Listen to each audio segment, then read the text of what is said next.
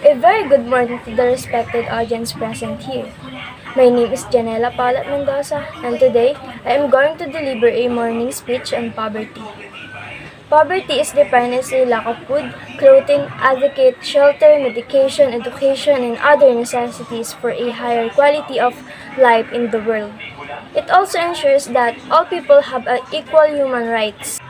Poverty is a more serious circumstances in which people are forced to starve due to a lack of adequate shelter, clothing, and educational opportunities. Poverty can be caused by a variety of factors in every country. Even though there are various methods to escape poverty, issues arise due to a lack of adequate unity among a country's citizens in following the answers. Another major reasons why the poverty rate is fast increasingly with each passing day is because of this. In any country, the spread of pandemic diseases leads to an increase in poverty rates. This is due to the fact of most poor people are unable to maintain their health and receive adequate medical care in such circumstances. Poverty is a negative circumstance in which people are unable to go to service providers for their requirements and are more vulnerable to infections and illness as a result of unclean and contaminated food and water, as well as living in unhealthy conditions.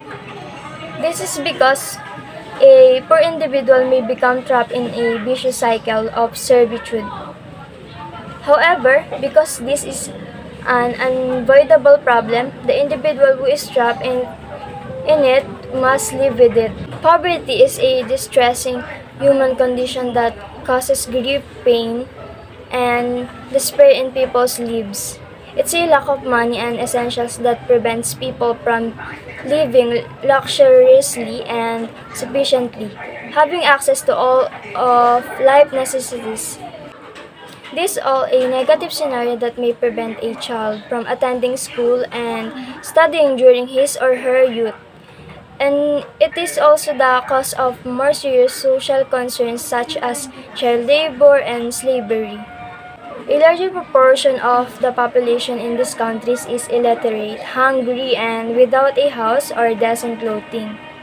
Poverty is also a major impediment to the country's economic, social, and political development.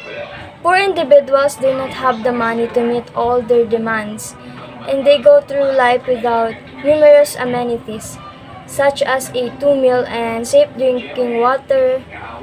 As a result, poor people are driven to take the wrong paths and commit crimes in order to survive.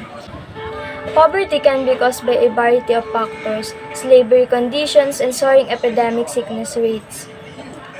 Children from low-income families do not have access to education or the resources necessary for good schooling and medical treatment. Many of them are unaware of the current improvements that those who are substantially more fortunate have. Poverty can be created by a number of circumstances, including the slavery and rising epidemic disease rates.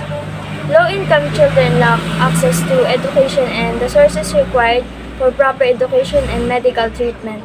Many of them are oblivious of the recent advancement enjoyed by those who are significantly better off. That's all. Thank you.